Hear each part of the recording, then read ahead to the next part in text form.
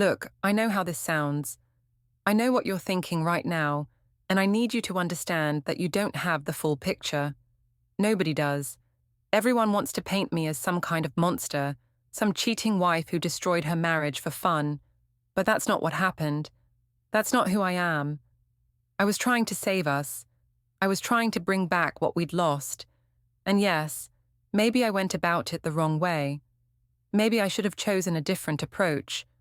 But my intentions were pure, and nobody seems to care about that. Nobody wants to hear about the months of feeling invisible, the nights of sleeping next to a stranger, the slow death of passion that was suffocating me from the inside out. So before you judge me, before you call me every name in the book like everyone else has, just hear me out. Listen to my side. Because I didn't mean for any of this to happen the way it did. I really didn't. Before we get into it, don't forget to like and subscribe. And hit hype to boost this episode. Drop a comment below with your city or country. I'm always curious where viewers are joining from. It started so innocently, like most disasters do. I was scrolling through my phone one Tuesday afternoon, completely numb, completely checked out from my own life. I'd been married to Derek for 6 years, 6 years that had somehow transformed from passionate and electric to beige and forgettable. We'd become roommates who occasionally had mechanical sex on Saturday nights if neither of us was too tired, which we usually were. I couldn't even remember the last time he looked at me with actual desire. The last time I felt wanted, needed, craved. The last time my heart raced when I heard his key in the door. We'd become comfortable, and comfortable, I was learning, was just another word for dead. When did it happen? That's what I kept asking myself during those endless Tuesday afternoons. When did we stop being lovers and start being logistics partners? When did "how was your day" replace "I missed you"? When did we stop kissing hello and start just nodding at each other from across the room? I remember our first year of marriage. We couldn't keep our hands off each other. Derek would come home from work and we'd barely make it to the bedroom. We'd cook together and end up making out against the kitchen counter. We'd start watching a movie and never finish it because we were too busy tearing each other's clothes off. Now he'd come home, kiss my forehead like I was his grandmother, ask what was for dinner, and disappear into his office for 2 hours to catch up on emails. We'd eat in front of the TV, watching shows neither of us cared about, then go to bed at separate times because our schedules had somehow stopped aligning. I tried to tell myself it was normal, that this was just what marriage became after the honeymoon phase. That passion always faded into companionship, and companionship was actually better, more stable, more real. But it didn't feel better. It felt like dying slowly, like watching something beautiful rot from the inside out. And the worst part, Derek seemed fine with it, perfectly content with our beige existence. He didn't seem to miss the passion, the fire, the desperation to touch each other that used to define us. He'd settled into our routine like it was exactly what he'd always wanted. I tried talking to him about it once, months before everything exploded. I'd worn this red lingerie set I'd ordered online, lit candles, put on makeup, the whole production. I felt ridiculous doing it, like I was trying too hard in my own marriage, but I was desperate for something, anything, to shift between us. I'd spent 2 hours getting ready that night, shaved everything, did my hair in loose waves the way Derek used to say he loved, put on the red lace set that cost more than I wanted to admit, added the stockings, the heels, the whole fantasy package. I felt sexy for about 10 minutes, then I felt stupid, then I felt pathetic, but I committed to it anyway. I positioned myself on the bed, trying to look natural and seductive at the same time, which is basically impossible. I kept adjusting my pose, wondering if I looked ridiculous, if this whole thing was too much, too desperate, too obvious. Every time I heard a car outside, my heart would jump, thinking it was him. Then it would sink when the sound passed by. I checked my phone obsessively, watching the minutes tick by, watching my carefully applied makeup start to feel heavy and unnatural on my face. Derek came home late that night, 2 hours later than he'd said. He barely glanced at me before heading to the bathroom, mumbling something about a long day and needing to shower. I watched him walk right past me, past the candles, past my body that I'd spent hours preparing like some kind of gift he didn't want to open. When he came out, smelling like soap and exhaustion, he kissed my forehead, like I was his sister, and fell asleep within minutes.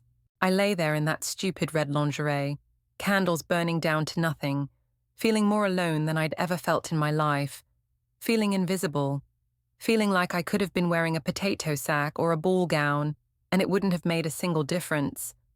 I cried silently next to him that night, careful not to move too much and wake him up, careful not to let him know just how broken I felt.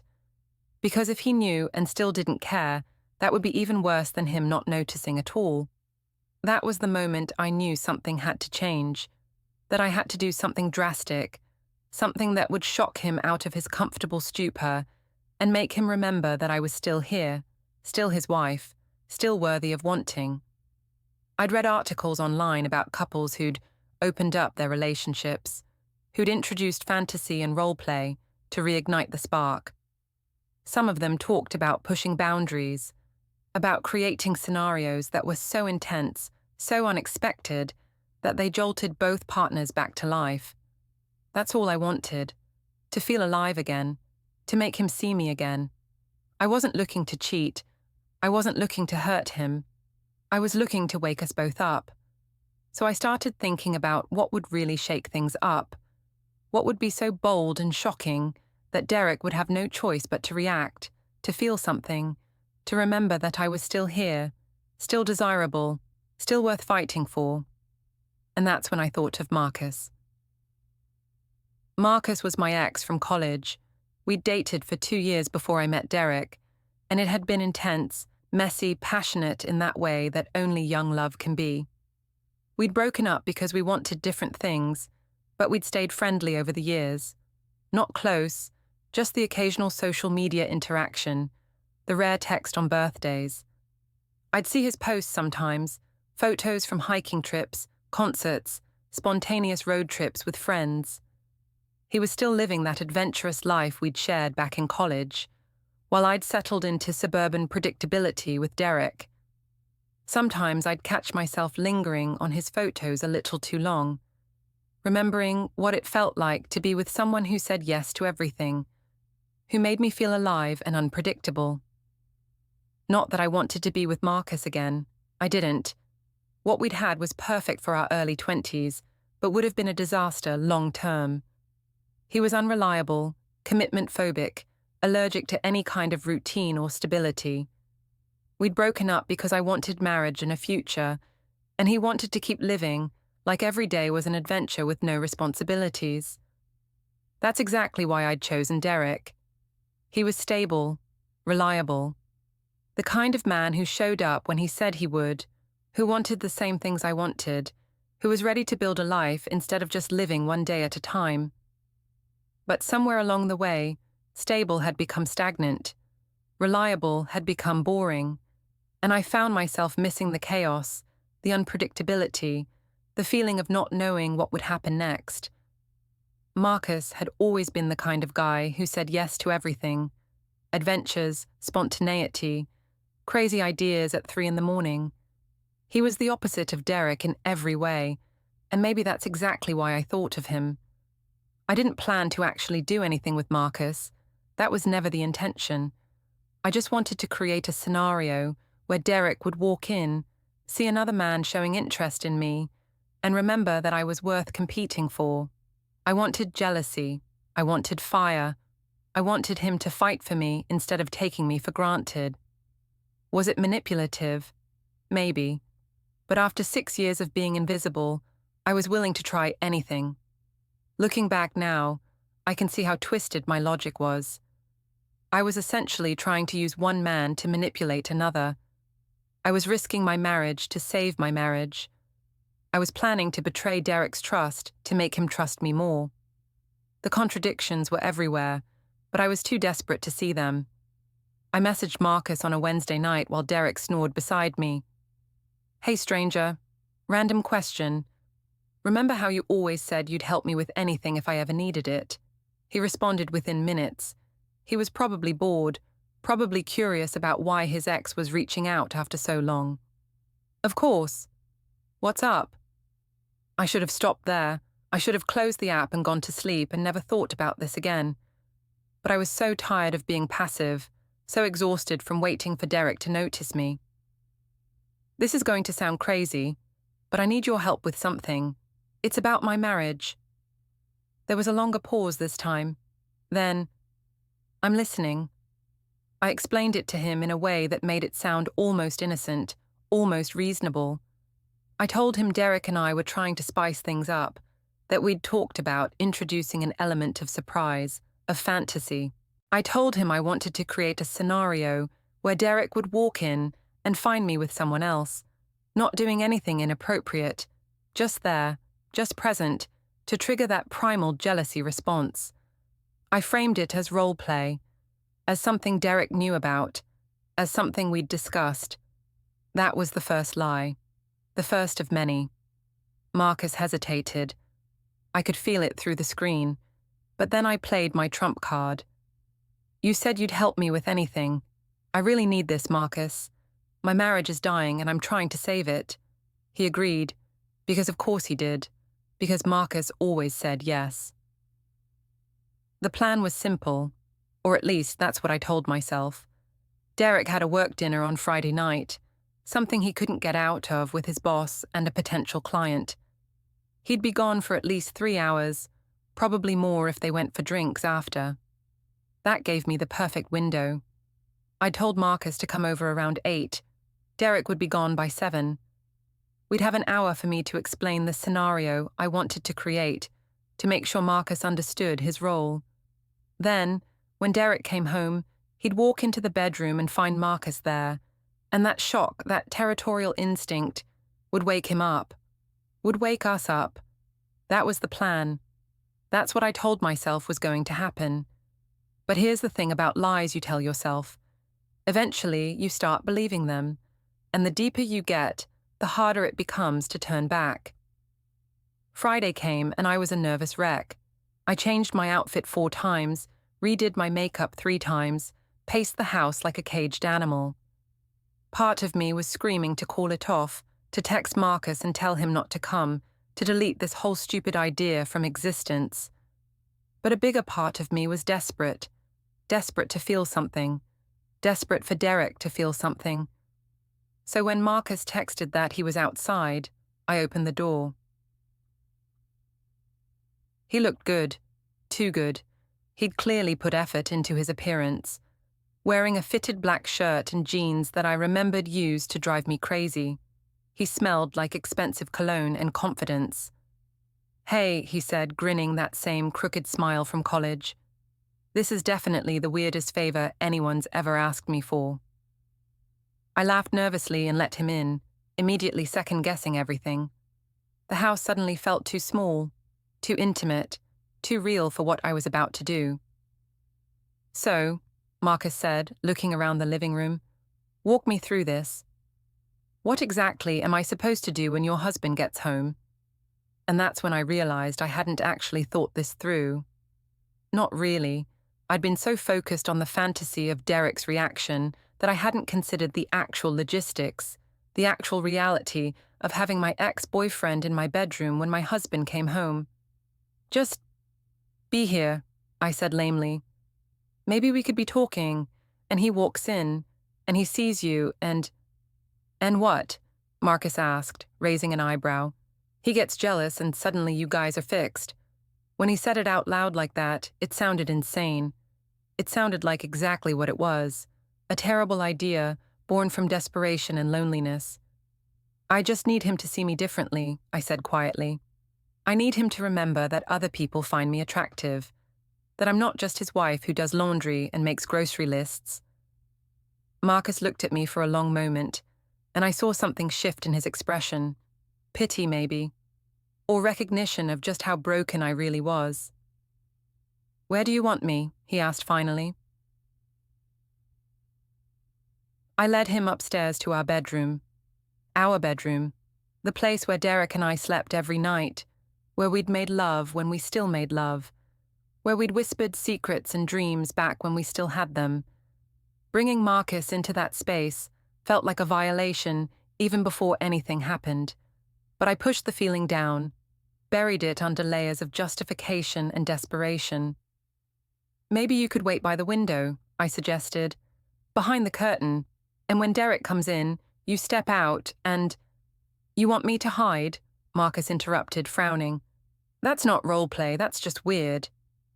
"It's not hiding," I protested, even though that's exactly what it was. "It's just being out of sight until the right moment." Marcus shook his head slowly. "I don't know about this. This feels off." "Please," I begged. "I know it sounds crazy, but I just need this one thing. I need him to react. I need him to see me." There was something pathetic in my voice, something broken, and maybe that's why Marcus finally nodded. Or maybe he just wanted to get this over with. Either way, he moved toward the window. "Just stay there for a bit," I said. "He'll be home soon." Marcus pulled the curtain aside and positioned himself in the space between the window and the wall. It was a tight fit, awkward, and seeing him standing there made the whole thing feel suddenly, horrifyingly real. This wasn't role play. This wasn't a sexy fantasy. This was me hiding my ex-boyfriend in my bedroom like a teenager sneaking someone past her parents. But I'd come this far. I couldn't back out now. The minutes that followed were excruciating. I paced the bedroom, then forced myself to stop because I didn't want to look manic when Derek walked in. I checked my makeup in the mirror, fixed my hair, adjusted my dress. Everything felt wrong. I felt wrong. Marcus shifted behind the curtain, and I shot him a look that said stay still, but really I was starting to panic. What was I thinking? What was the actual plan here? Derek walks in, sees Marcus, and then what? Gets jealous and suddenly wants me again. Realizes what he's been missing. Falls at my feet begging forgiveness for neglecting me. Even in my desperate state, I could see how insane that sounded. But I'd already crossed the line. I'd already invited Marcus over. I'd already lied to him about Derek knowing. I'd already set this disaster in motion. Maybe I should have called it off then. Told Marcus to leave through the window, apologized for wasting his time, dealt with my marriage like an actual adult. But pride is a hell of a drug, and I'd convinced myself that I was doing something brave, something that would save us. I heard Derek's car pull into the driveway earlier than expected. My heart slammed against my ribs. He was home at least 45 minutes too early. The dinner must have been quick, or maybe cancelled. I wasn't prepared. Nothing was prepared. "He's here," I whispered urgently to Marcus. "Just stay quiet." Marcus looked like he wanted to bolt, but the curtain was already falling back in front of him, and I heard the front door opening downstairs. "Babe?" Derek called out. "You home?" "Upstairs." My voice came out strangled, unnatural. I could hear him moving through the house, his footsteps on the stairs. Every second felt like an eternity. I stood in the middle of our bedroom, wearing a dress I'd changed into at the last second, trying to look casual and seductive and normal all at once, probably succeeding at none of them. The door opened. Derek walked in, loosening his tie, looking tired and preoccupied. He barely glanced at me at first, just started talking about how the dinner had been moved to next week, some issue with the client's schedule. I wasn't listening. I was watching the curtain, watching for any movement, any sign that Marcus was still there, or had somehow magically disappeared. Derek stopped talking mid-sentence. He was looking at me now, really looking, and his expression shifted from tired to confused. "You okay?" he asked. "You look like you've seen a ghost." "I'm fine," I said too quickly. "Just surprised you're home early." He studied me for another moment, then started to turn away, toward the closet to change. This was it. This was my moment. I needed to make something happen, needed to create the scenario I'd planned, needed to. The curtain moved, just slightly, just a tremor of fabric that anyone might have missed. Anyone except a man who'd lived in this house for 6 years and knew exactly how still those curtains should be when the window was closed. Derek froze, his eyes locked on the window. Then, slowly, deliberately, he turned to look at me. "What's going on?" His voice was different now, harder, alert. "Nothing," I said, but my voice cracked. "Why?" He didn't answer. He just walked toward the window, each step measured and purposeful. I felt my stomach drop, felt the full weight of what I'd done crashing down on me. "Derek, wait." I started, but he was already there, already reaching for the curtain. He pulled it aside in one swift motion, and there was Marcus, sweating, uncomfortable, trapped. The three of us stood there in a tableau that would have been comical if it wasn't so devastating.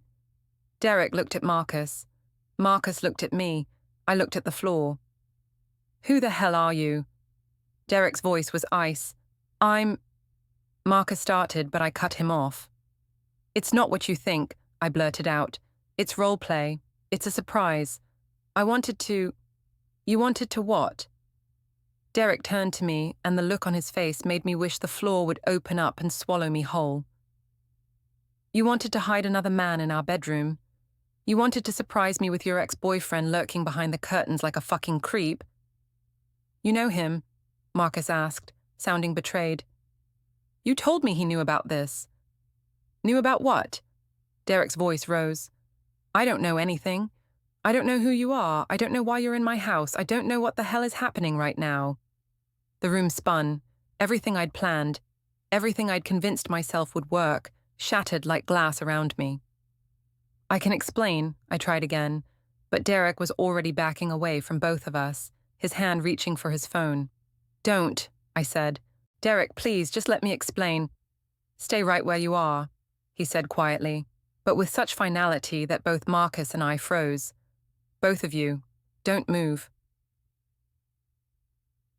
He left the bedroom. I heard his footsteps on the stairs, quick and purposeful. I turned to Marcus, who looked like he wanted to murder me. "You said he knew," Marcus hissed. "You said this was something you'd agreed on." "I'm sorry," I whispered. "I'm so sorry, You lied to me. You used me. What the hell is wrong with you?" I didn't have an answer for that. I couldn't explain why I'd done this, why I'd convinced myself it was a good idea, why I'd dragged him into my mess. From downstairs, I heard Derek's voice, calm and clear. "Yes, I need to report a trespasser. There's a man in my home. My wife let him in without my knowledge or consent. I want to file a report." The words hit me like physical blows. Trespasser. Without my knowledge. File a report. "No," I breathed, running to the top of the stairs. "Derek, no, don't do this." But he wasn't looking at me. He was giving our address to the dispatcher, describing Marcus, describing the situation in clinical, detached terms that made it sound like a crime scene. Which, I was starting to realize, it basically was. "Derek, please!" I was crying now, mascara probably running down my face. "It was supposed to be romantic. It was supposed to make you jealous, make you want me again." He looked up at me then, and the expression on his face was worse than anger. It was disappointment, disgust, the death of something that used to be love. "You brought another man into our bedroom," he said quietly. "You hid him like a criminal, and now you're going to tell me it was supposed to be romantic." "I just wanted you to see me," I sobbed. "I wanted you to care again. I wanted you to fight for me." "By hiding your ex-boyfriend in our bedroom." He shook his head slowly. "That's not trying to fix a marriage. That's destroying one. The police said they'd be there in 10 minutes. Those 10 minutes were the longest of my life. Marcus came downstairs, refusing to look at me, standing awkwardly by the front door, like a kid waiting to be picked up from a party that went wrong. Derek stayed in the kitchen, arms crossed, staring at nothing. I tried to talk to him. I tried to explain, to apologize, to make him understand that I never meant for this to happen, that I'd just been so lonely, so desperate, so convinced that I was losing him. He didn't respond, didn't even acknowledge I was speaking. I kept talking anyway, my words tumbling out in a desperate rush. Derek, please, I know this looks bad, but I was just trying to... I thought if you saw that someone else could want me, you'd remember that you wanted me too. I wasn't going to do anything with him. I wasn't trying to cheat. I just wanted you to feel something, anything about me again. Nothing. He stared at the wall like I was invisible, like I'd finally succeeded in becoming what I'd felt like for months, completely unseen. I love you, I tried, my voice breaking. I did this because I love you, because I didn't want to lose you, because I... Stop, he said quietly, still not looking at me. Just stop talking. So I did. I stood there in silence, mascara running down my face, while we waited for the police to arrive and document the death of my marriage. When the police knocked, Derek answered the door immediately. 2 officers, a man and a woman, both looking professional and skeptical in the way cops do when they're responding to domestic situations. "Sir, you called about a trespasser?" the male officer asked. "Yes," Derek said, gesturing toward Marcus. "This man is in my home. I didn't invite him. I didn't know he was here. I want him removed and I want to file a report." The female officer looked at me. "Ma'am, did you invite this man into the home?" I opened my mouth, closed it, opened it again. What was I supposed to say? "Yes, I invited him, but not really. Not for what you're thinking. It was supposed to be different."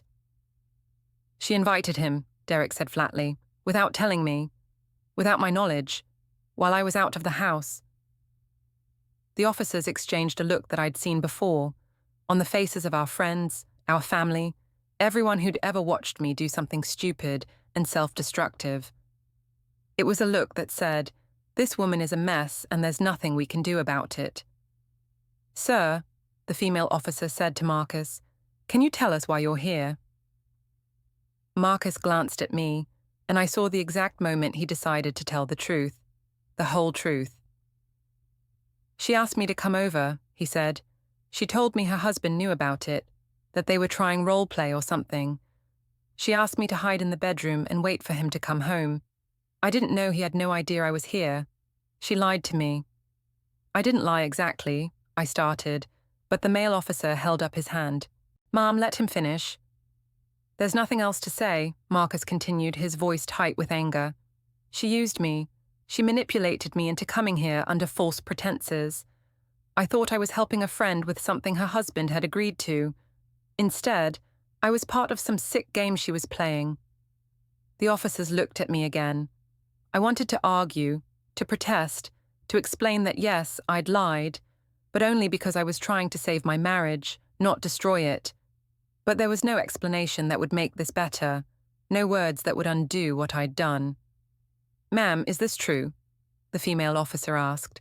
I nodded, tears streaming down my face. "But it wasn't supposed to be like this.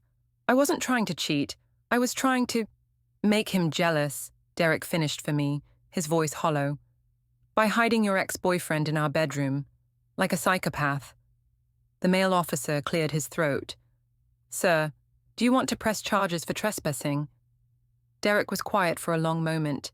I held my breath, praying he'd say no, that he'd decide to handle this privately, that we could still somehow come back from this.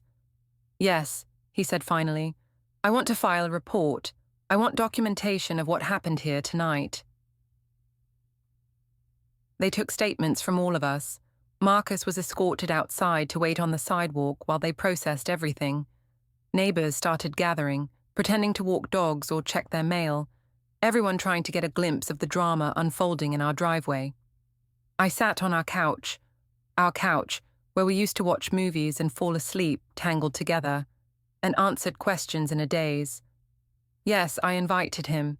Yes, my husband didn't know. Yes, I lied to Marcus about my husband's consent.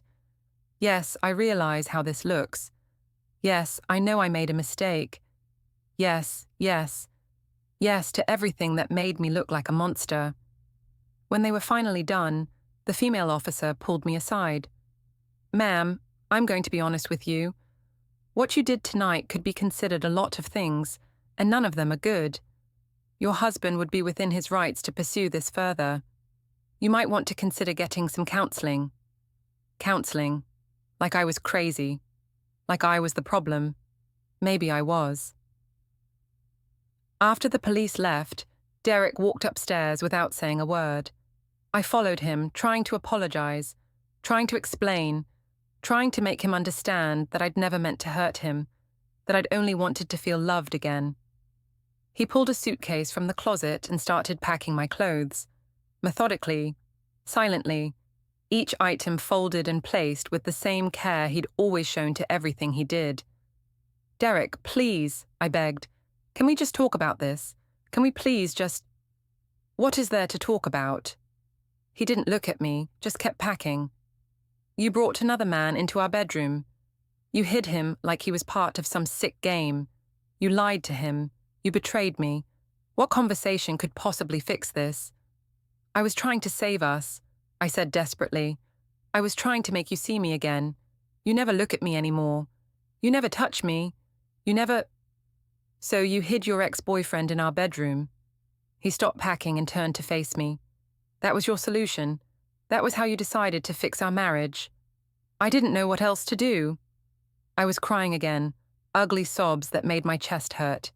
"I tried talking to you. I tried being sexy.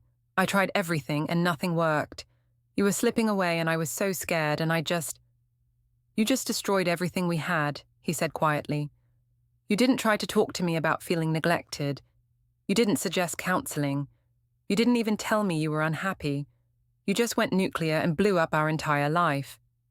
"I did tell you," I protested. "I tried to tell you so many times. You never listened." "When?" He crossed his arms. "When did you tell me?" I opened my mouth to respond, to list all the times I'd tried to communicate how I felt, but the memories were hazy, confused. Had I actually said the words out loud? Or had I just hoped he'd somehow read my mind, somehow know I was drowning? "That's what I thought," Derek said when I stayed silent. "You expected me to be a mind reader. You expected me to just know you were unhappy without you actually telling me. And when I didn't figure it out on my own, you decided to punish me by bringing another man into our home." "It wasn't punishment," I whispered. "I just wanted you to care." "Well, congratulations." He went back to packing. "I care now. I care that my wife is capable of this level of betrayal. I care that I don't actually know who you are. I care that I just had to call the police on my own home because you decided to play games with our marriage." Each word was a knife cutting deeper than the last. I wanted to argue, to defend myself, to make him see that I was the victim here too, that I'd been lonely and neglected and desperate. But watching him pack my things with such finality, I realized that none of that mattered anymore. I'd crossed a line, and there was no going back. He carried my suitcase downstairs and placed it by the front door. I followed like a ghost, like I wasn't really there, like this was happening to someone else. "You can stay at a hotel tonight," Derek said, his voice carefully neutral. "Tomorrow you can come back when I'm at work and get whatever else you need. We'll figure out the rest later." "Derek, I don't want to hear it." He opened the front door. "I really don't want to hear anything you have to say right now. Just go." I looked at him, really looked at him, trying to memorize his face before everything changed forever. The man I'd married, the man I'd loved, the man I'd just destroyed my life trying to get back. "I'm sorry," I whispered. He didn't respond, just held the door open and waited. I picked up my suitcase, mascara-stained and broken, and walked out into the night.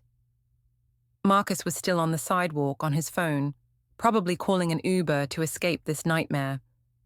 The neighbors were still watching, phones out, probably already spreading the story through group chats and social media. I heard the door close behind me. Not a slam, just a soft final click that somehow felt worse than any amount of shouting could have been. I ended up at a Holiday Inn 15 minutes away. The woman at the front desk took one look at me and didn't ask any questions, just processed my credit card and handed me a key card with sympathetic eyes. The room was generic and sterile and perfect for falling apart in. I sat on the edge of the bed, staring at my reflection in the mirror across from me, and tried to figure out where everything had gone so wrong. I'd been lonely. That was true. Derek and I had drifted apart. That was also true. But somewhere between feeling neglected and hiding my ex-boyfriend in our bedroom, I'd lost my mind. I'd convinced myself that shocking him, hurting him, violating his trust was somehow an act of love rather than an act of destruction. My phone buzzed, text messages from friends who'd already heard about the police being at our house. Questions, concern, judgment disguised as care. I turned my phone off and lay back on the bed, still wearing my dress, still wearing my smudged makeup, still wearing the remnants of a fantasy that had turned into a crime scene. The next few days were a blur. Derek blocked me on everything. He had his lawyer send papers. I moved into a month-to-month apartment that smelled like other people's mistakes. I tried to explain what happened to anyone who would listen, but the more I talked, the worse it sounded. I was trying to make him jealous became, I hid my ex in the bedroom. I wanted to save our marriage became, I betrayed his trust. I was lonely became, I was crazy. Maybe I was, maybe I still am. I don't know anymore.